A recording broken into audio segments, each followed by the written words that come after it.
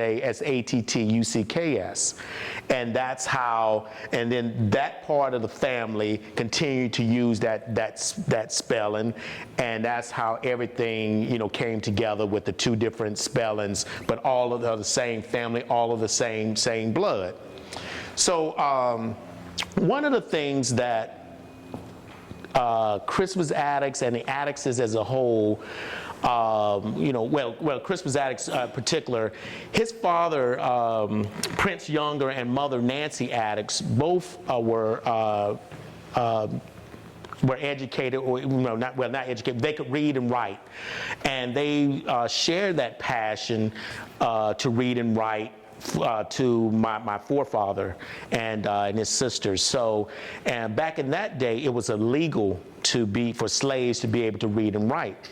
And so how we know this is, back then, those who could read and write, they had a Bible. Everything was done in Bibles. There was no birth certificates, no death certificates, none of those types of things that we utilize today. So everything was written in these secretive Bibles that was kept, huge Bibles, and it was passed down from family to family to family. So that's how those who could read and write, learn or were able to connect their history based on those Bibles. And as was stated, Crispus Attucks, once he came up here to Massachusetts, and the American Revolution started, and he was one of more than 5,000 African American patriots who served during the Revolutionary War. And he's one of 3 African Americans ever to receive a U.S. Mint commemorative coin. And the other 2 are Martin Luther King Jr. and Rosa Parks. All 3 of those were honored with coins, and my family had the privilege of being in D.C. My father, actually, Jesse Attucks Jr., to be able to speak on behalf and accept this tremendous honor. One of 2 legacies that my forefather left was the fight for freedom and the pursuit of education. As it relates to the fight for freedom, the Attucks has served in the military ever since the American Revolution to today. We are the longest serving military family in American history. From the American Revolution to present day, there's always been an Attucks in the military. I have a second cousin who's in the Marines. His father was in the Marines. I have a first cousin that was in the Air Force. My father and his 2 brothers were in the Marine Corps. My great uncles were in the Army in Korea. So it's gone on and on and on, and that's just something that we've always learned and felt was important, the fight for freedom and justice and equality throughout our lives. So that is something that I'm extremely proud of. I served in the Air Force for 20 years in 2 different career fields in Germany, overseas in Germany, Korea, the Azores, and all around the country, and culminating in getting out of the military in 2005. So I've really enjoyed that period of time of my military service. Along with that, the second part was the pursuit of education.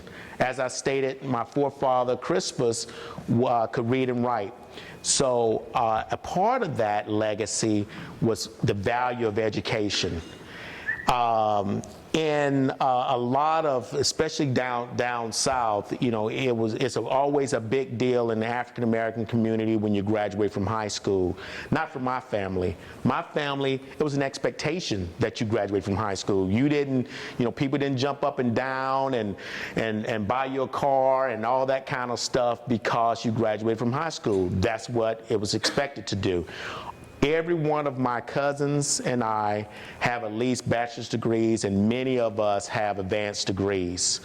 My wife's an attorney. She's a prosecutor for the Department of Justice.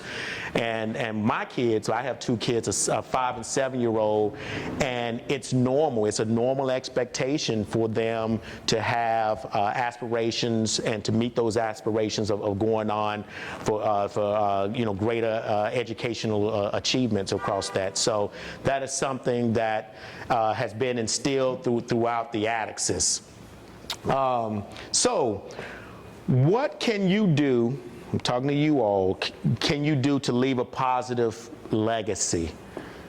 Show of hands. What can you do to, and I know you got high school ahead of you and college and stuff, but these are types of things that you can think about now for future planning of what you can do in society to leave a positive legacy. Did I see a hand? Yes. Accomplish great things. Accomplish great things. So what some great things that can you think about that you would like to accomplish? Get a higher degree in college. Get a higher degree in college? Yeah, that's right. So accomplishing great things. So this, what you all are doing in this school environment, you're already accomplishing great things. You're doing things that so many others don't have the opportunity to do, or were not selected to be able to do. So that is really, really great. And to be able to go into high school and college, etc. Yes. Make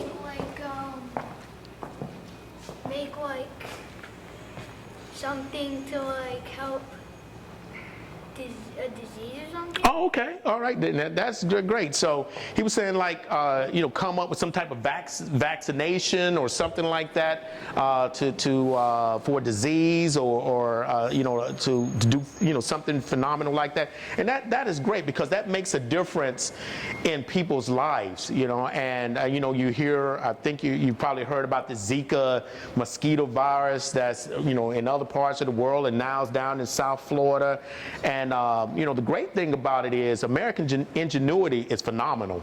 It's just a matter of time before someone creates a vaccination that's going to eradicate that particular disease and issue. We always have. America's a great country with very, very smart people in it, and so that'll exactly happen. I trust you. I promise you on that one.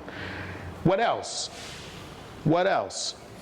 What about, we already talked about, doing well in school, but another thing that I want to, challenge you, and I know no one in here has this problem, but staying out of legal trouble.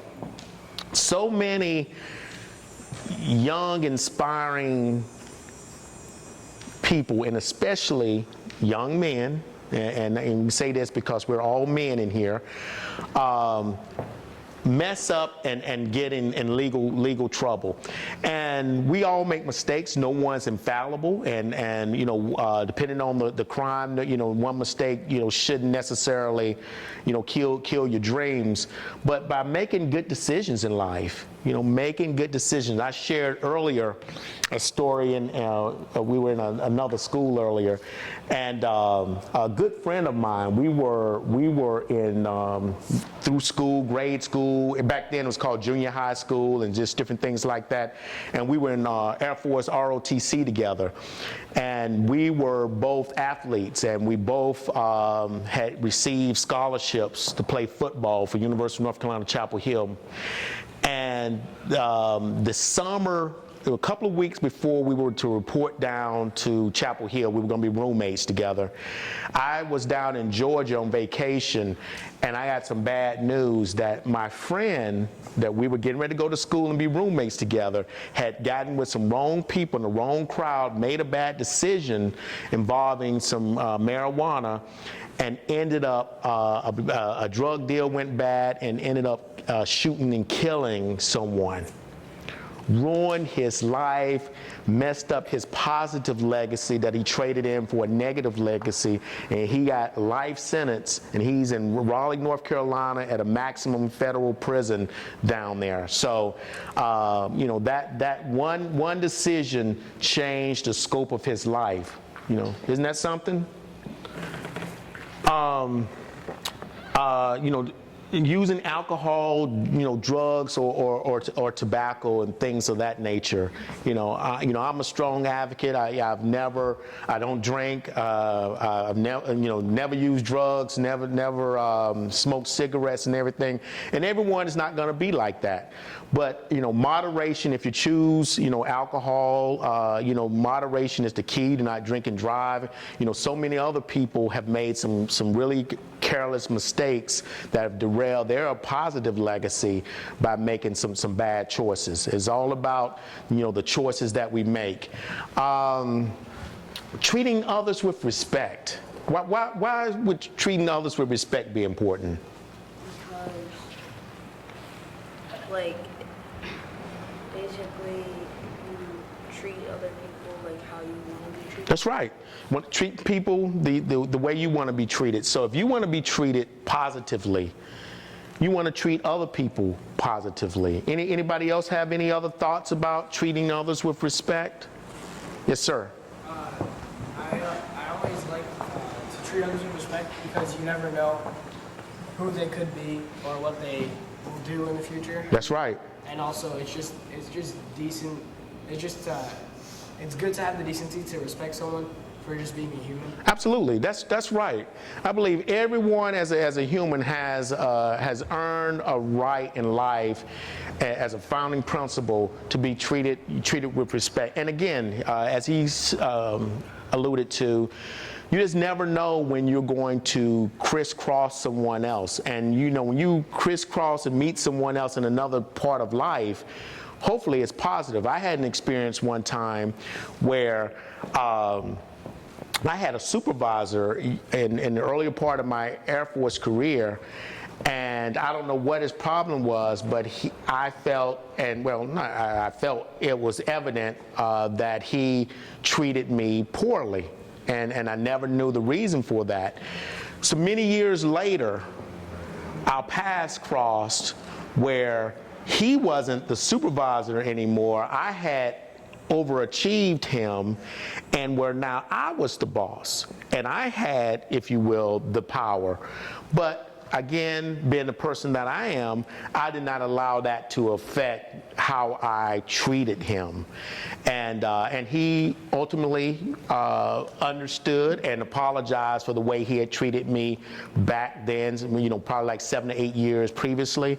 And so you just never know. You never want to burn any bridges, with people, and because opportunities could present themselves, and you don't want that to derail you.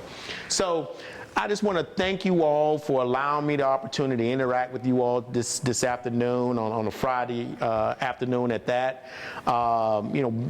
Having a legacy and passing that legacy on, a good positive legacy, is very, very important. And you all are doing a phenomenal thing, being in this school, in the preparatory school, to prepare you for bigger and better things. So thank you for your time, and continue to do those things that you're doing. Okay? You're welcome.